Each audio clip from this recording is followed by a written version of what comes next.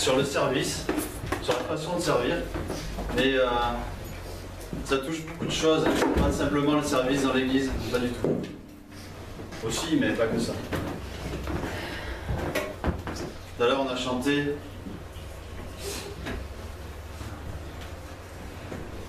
« Ô Père, prends mon cœur, je veux te servir, et que tous voient ta vie en moi. » Et on va continuer puisque moi j'étais parti sur Romains, on arrive au 12e chapitre.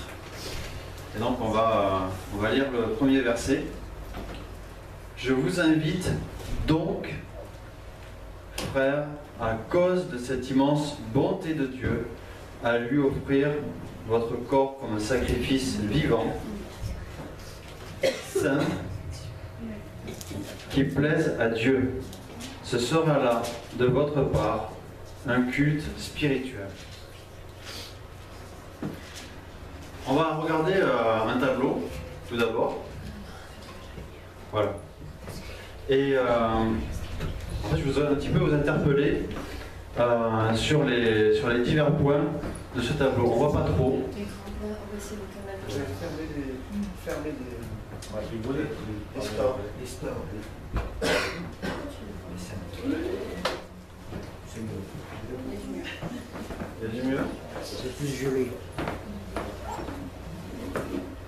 Peut-être l'autre aussi, je pense. Un petit peu.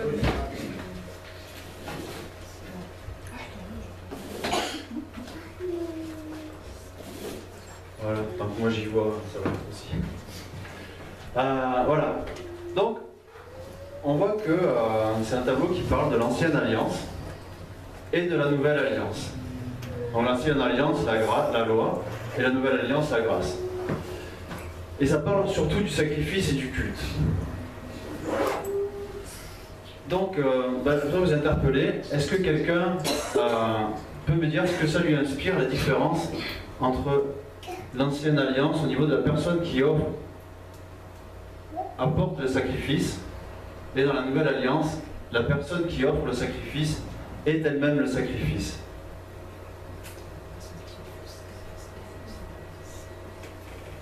Dans l'ancienne alliance, le sacrifice c'est un animal, et puis dans la nouvelle alliance, eh bien, c'est Jésus qui s'est donné pour nous. C'est nous aussi. Et nous aussi. Ouais. C'est aussi nous, c'est ça qui est important. Mais on continue à vivre, en même temps qu'on se sacrifie, on continue à vivre. On n'est pas mort. Là, après le sacrifice dans l'ancienne alliance, le sacrifice est réellement mort, c'est fini. On n'en parle plus.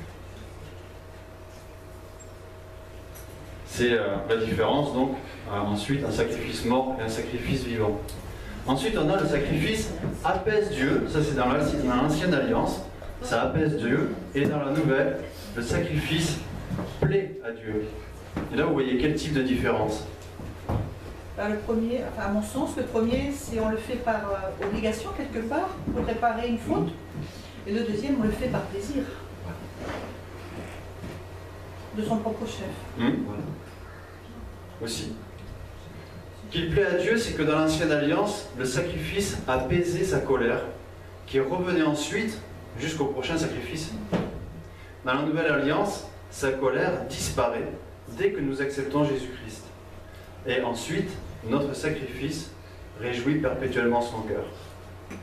Si demain je m'éloigne de lui, il ne s'éloigne pas de moi. Et il attend mon retour pour se réjouir à nouveau de mon sacrifice. Ça, c'est ma pensée.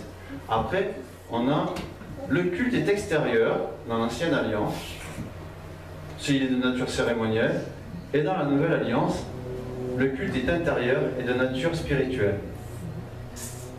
Qu'est-ce que vous en pensez? Mais dans l'ancienne alliance, les gens se rendaient au lieu du sacrifice, au vu de tous. Aujourd'hui, on n'a pas besoin de se faire voir. Comme dit Christ, quand tu jeûnes, c'est pas la peine d'en faire une maladie. Ouais, exactement. Exactement. À partir du moment où on le claironne, ben c'est plus pour Dieu, c'est pour moi. Et ensuite, à la fin, on a l'invitation à ce culte est un ordre de Dieu. Ça, c'était dans l'ancienne alliance, c'était un ordre. Et maintenant, l'appel à ce culte est dû aux compassions divines. Qu'est-ce que ça peut vous inspirer, ça? Qu'est-ce que ça doit nous inspirer? Dans l'Ancien Testament, c'était une obligation rituelle presque, alors que dans le Nouveau Testament, il y a la notion d'amour. Il y a de la reconnaissance. Ouais, c'est exactement ça. Oui, vas-y. Simplement, je veux dire, dans l'ancienne Israël, enfin dans l'ancienne loi, 1513 avant notre ère, les 10 commandements, et Dieu a donné toute une méthodologie ou une méthode pour les 12 tribus d'Israël, pour le peuple israélite qui vivait dans le désert. Des obligations, des fêtes, des périodes où il devait faire ceci et faire cela. Depuis l'an 33, 14, 10 ans, le sacrifice de Jésus, qui s'est donné, qui s'est offert, donc, et nous, si on l'accepte, c'est volontaire, à nous de vivre en conformité avec sa parole, avec ses lois. Et dessus, donc, ça reste vivant jusqu'à notre mort. Physique, évidemment.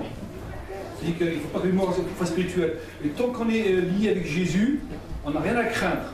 Parce que Dieu est là, il est omniprésent. Romains chapitre 7, quand il parle de l'apôtre Paul, de la femme mariée, elle est liée avec son mari tant qu'il est vivant. Et nous, c'est pareil aussi, tant que nous sommes vivants physiquement, nous sommes liés à Dieu aussi, et à Jésus. Amen. Voilà, donc comment est-ce qu'on peut rester autant insensible devant autant d'amour qui nous a été donné? Et en fait, Paul, dans ce verset, et d'ailleurs, à chaque fois qu'il parle de la loi et de la nouvelle alliance, il se sert du langage de l'Ancien Testament pour nous montrer le contraste entre l'ancienne et la nouvelle alliance. Et si on a bien compris tout ça, on n'ira pas mélanger les deux en tordant l'évangile et en prétendant que Jésus n'a pas aboli telle ou telle loi de l'Ancien Testament et qu'il y a encore des bénédictions à les pratiquer, ou pire, que le salut en dépend. Paul vient quand même de passer 11 chapitres à nous expliquer ça. Si on n'a pas compris, alors Seigneur, aie pitié de nous vraiment. Parce que là, on ne va pas reprendre les 11 chapitres, hein. C'est fait, c'est fait. C'est pour ça que Paul utilise... Oh, oui, Paul. Oui, oui, c'est pour ça qu'au verset 1, il utilise ce petit mot qui est « donc ». Alors par contre, je vais revoir un petit peu parce que je ne vois rien pour lire ma Bible. C'est pas génial. Tu veux la langue? Non, c'est bon. Mais là, ça va, là. On voit encore le On peut l'enlever. Ou vous pouvez le laisser pour noter si vous voulez. Donc, je vous exhorte donc, frères, par les compassions de Dieu, et non par la loi, d'offrir vos corps comme un sacrifice vivant, et non ce que la loi demande, que ce soit par Melchisédek, Abraham, ou Moïse, ou je ne sais qui dans l'Ancienne Alliance. Mais faire comme dit Paul, et c'est ce que demande Jésus, en esprit et en vérité. Ce sera de notre part un culte raisonnable ou spirituel, suivant les versions, donc un culte intelligent. Alors maintenant, je vais demander d'être attentif, parce que je vais lire les 2 versets suivants. Et dans les 2 versets suivants, je vais vous demander quelles sont les choses que Dieu, à travers Paul, nous demande. Donc ça, c'est dans le premier verset. Quelles sont les choses que Dieu nous demande? Il y en a peut-être un petit peu dans le deuxième. Et dans le deuxième, ce que nous connaîtrons si on fait les choses qui nous sont demandées. Dans ces 2 versets que je vais lire, quelles sont les 2 choses que nous connaîtrons? Donc, quelles sont les 3 choses qui nous sont demandées et quelles sont les 2 choses que nous connaîtrons? Alors, on va relire le verset 1 et on va lire le verset 2 aussi. Je vous invite donc, frères, à cause de cette immense bonté de Dieu, à lui offrir votre corps comme un sacrifice vivant, saint et qui plaise à Dieu. Ce sera là de votre part un culte spirituel. Ne vous laissez pas modeler par le monde actuel, mais laissez-vous transformer par le renouvellement de votre pensée pour pouvoir discerner la volonté de Dieu, ce qui est bon, ce qui lui plaît, ce qui est parfait. Alors, d'abord, quelles sont les 3 choses qui nous sont demandées là-dedans? Nous conformer au monde, D'offrir. Ok, on en a 2. Ben, on en revient là, à être un sacrifice vivant. On a... Pardon? Et puis de ne pas se conformer au monde. Oui. Et de se laisser transformer aussi, le 3e. Et les deux choses qu'on va atteindre si on se conforme à ces trois choses, à ces trois demandes de Dieu, qu'est-ce que c'est?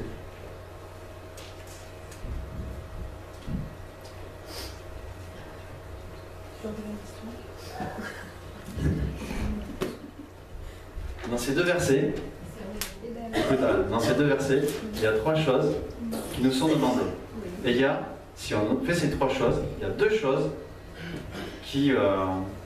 qu'on va avoir en bénéfice. Ben, le discernement, en fait. Oui. Le discernement, pour pouvoir, Oui. pouvoir agir selon la volonté de Dieu. Voilà, voilà, c'est ça. Le discernement de ce qui est bon, de ce qui lui plaît. Et donc, on va savoir quelle est sa volonté. C'est la deuxième chose qu'on saura. Quelle est la volonté de Dieu en toute chose. Parce que c'est bien joli tout ça, mais c'est quoi finalement ce culte spirituel ou raisonnable? Et puis la volonté de Dieu, il y a beaucoup de gens qui nous en parlent, mais finalement il y en a peu qui nous expliquent ce que c'est. Paul il le dit, alors on va lire un petit peu plus loin, on va lire le verset 3. Quelqu'un peut nous lire le verset 3 s'il vous plaît? Par la grâce qui m'a été donnée, je dis à chacun de vous de n'avoir pas de lui-même une trop haute opinion. Oui.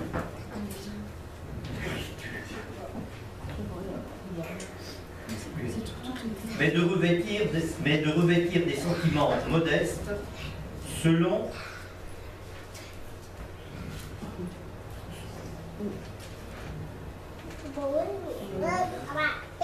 Alors selon la part que Dieu lui a donnée dans son œuvre, régie par la selon loi. la mesure que Dieu a départie à chacun.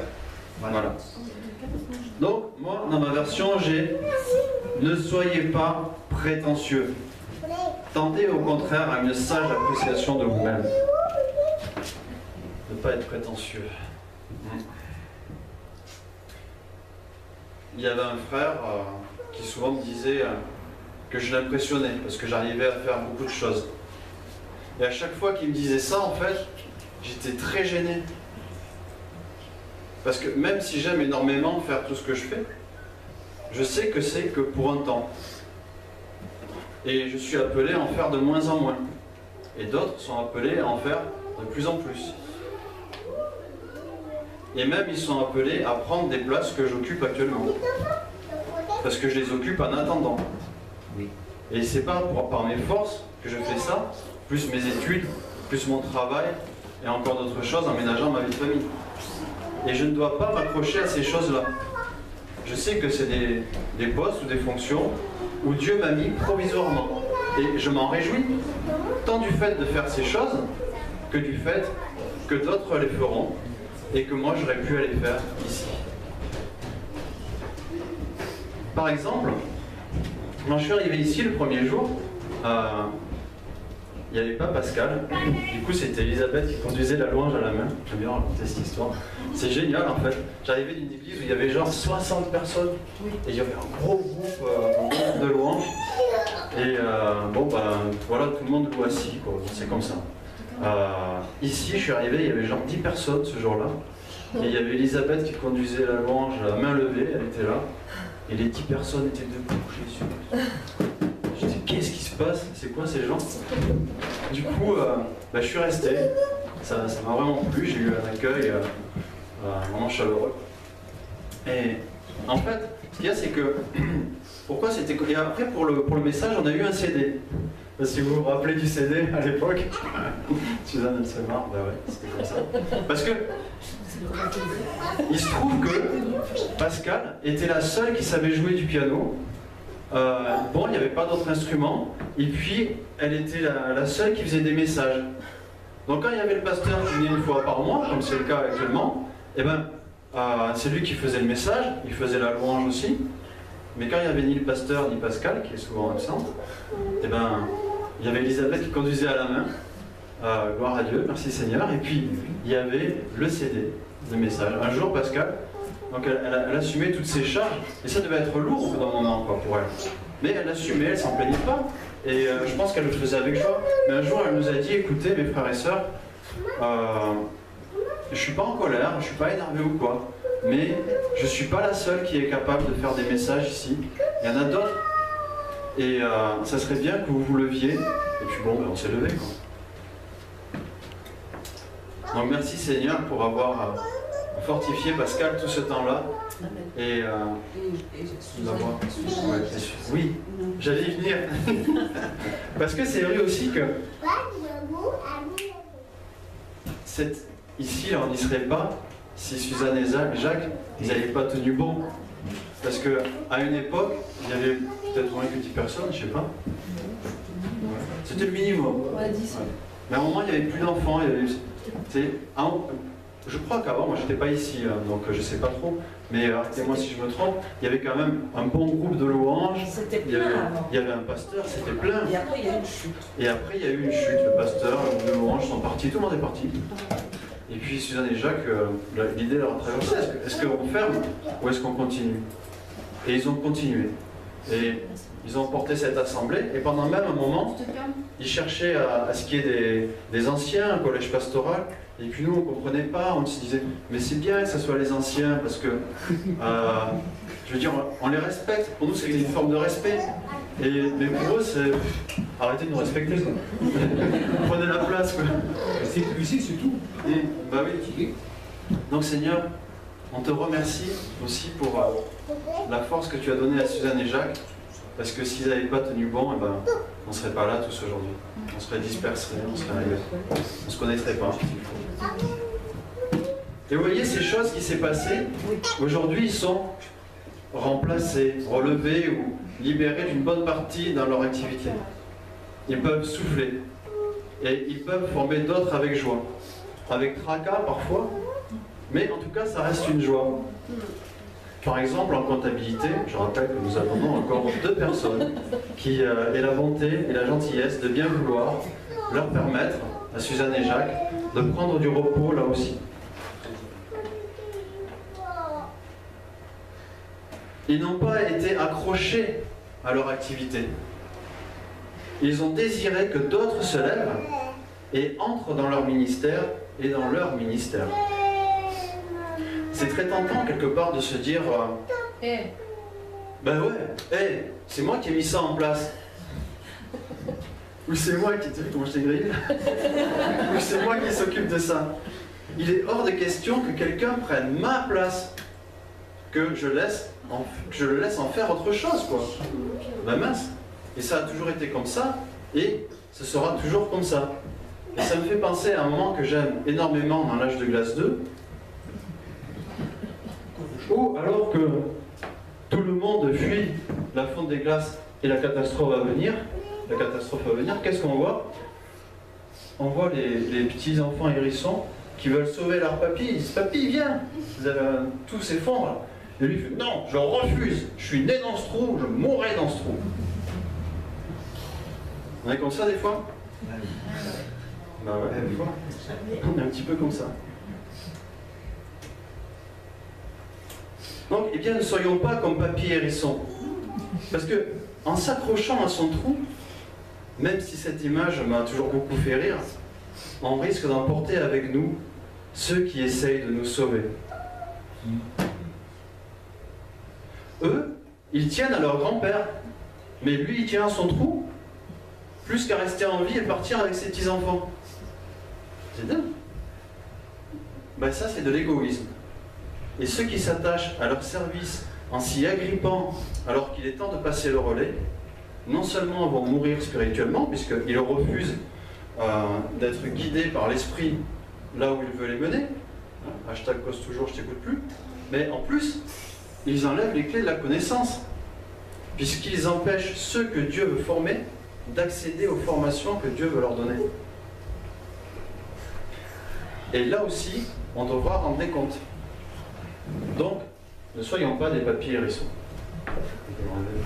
Ça déconcentre. Alors, on va lire les versets de 4 à 9. Ils sont où? Oui, de 4 à 9, Pierre. Chacun de nous a, dans un seul corps, de nombreux organes. Mais ces organes n'ont pas la même fonction. Ils sont ensemble un seul corps par notre union avec le Christ. Et nous sommes tous, et chacun pour sa part, membres les uns des autres. Et Dieu nous a accordé par grâce des dons différents.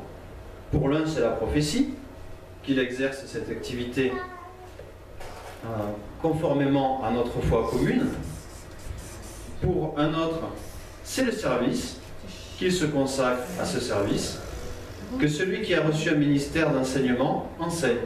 Que celui qui a reçu un ministère d'encouragement encourage. Que celui qui donne le fasse sans arrière-pensée. Et que celui qui dirige le fasse avec sérieux. Que celui qui secourt les malheureux le fasse avec joie. L'amour ne sait pas mentir. Ayez donc le mal en horreur. Attachez-vous de toutes vos forces au bien. Je crois qu'on va s'arrêter là. Parce que sinon, après, je suis obligé de poursuivre. Et j'avais pas prévu. Donc, on voit que nous avons des dons différents. Tous, et je ne crois pas que quelqu'un puisse avoir tous les dons à la fois. Mais bon, ça c'est mon idée.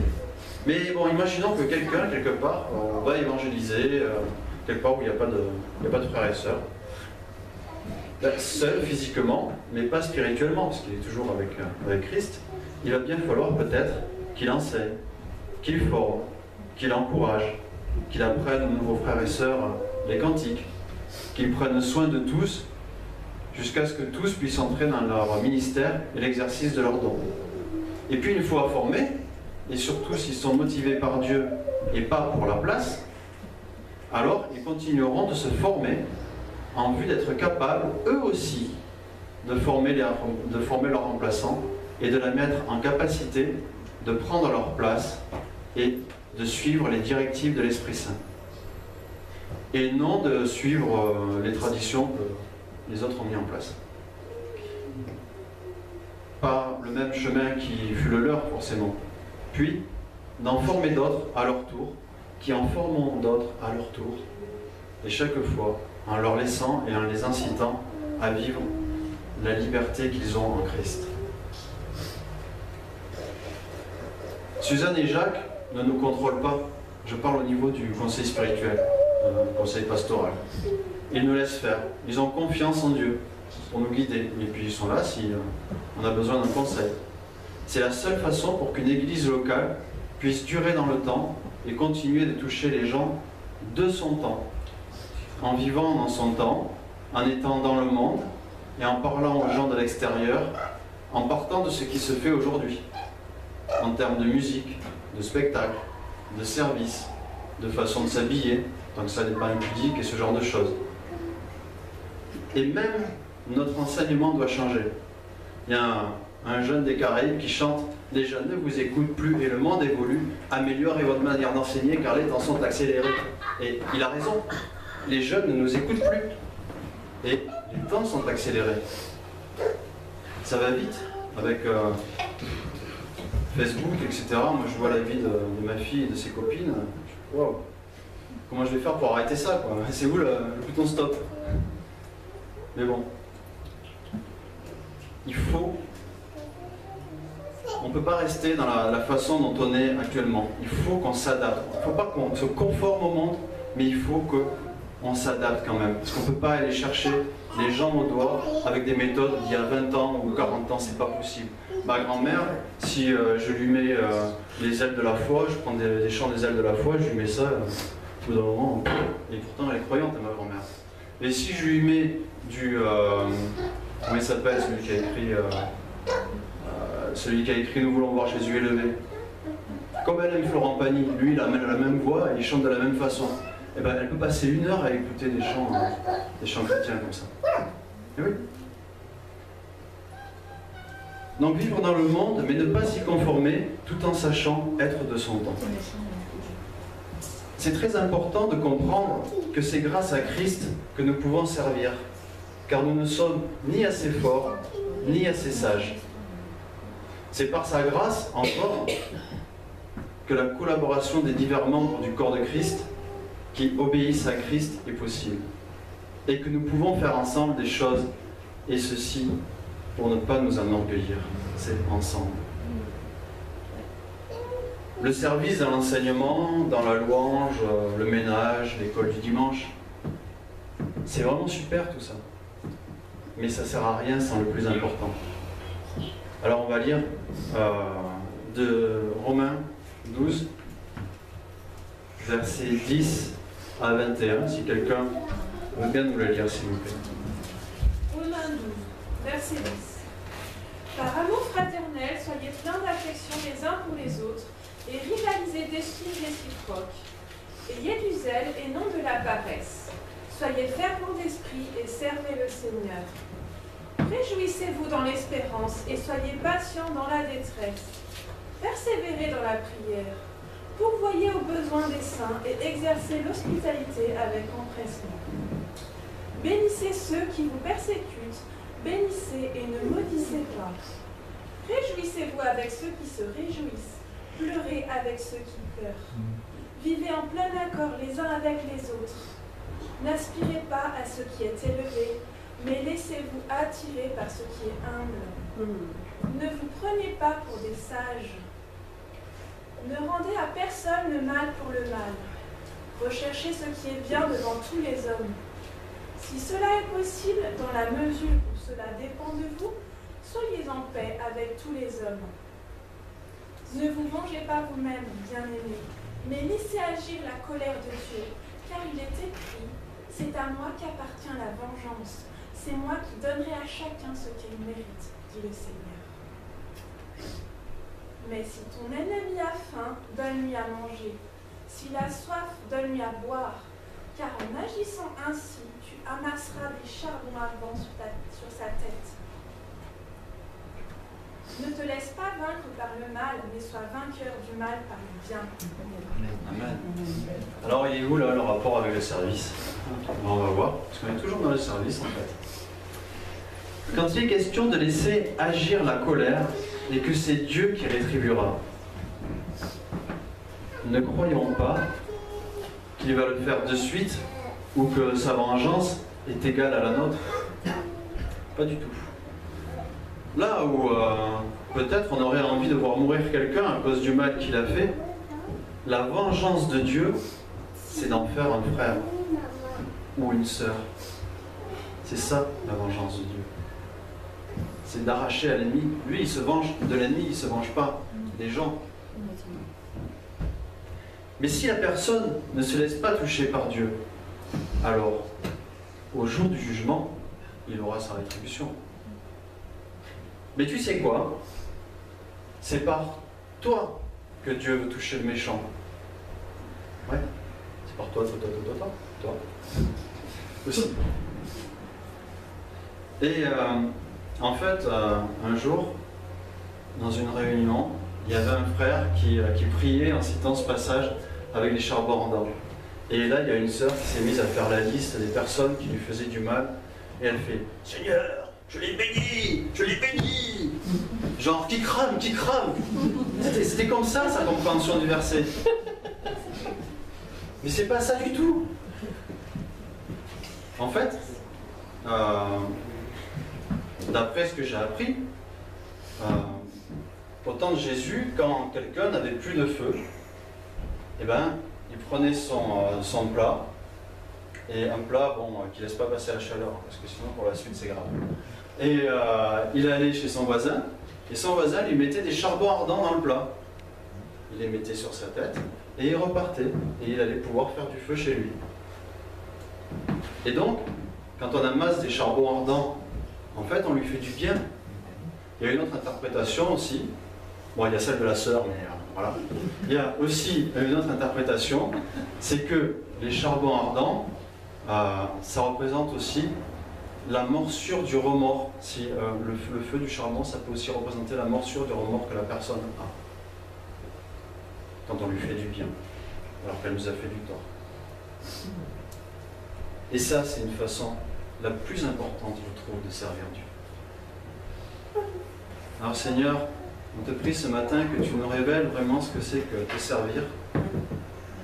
Parce qu'on l'a vu, il y a des tas de façons.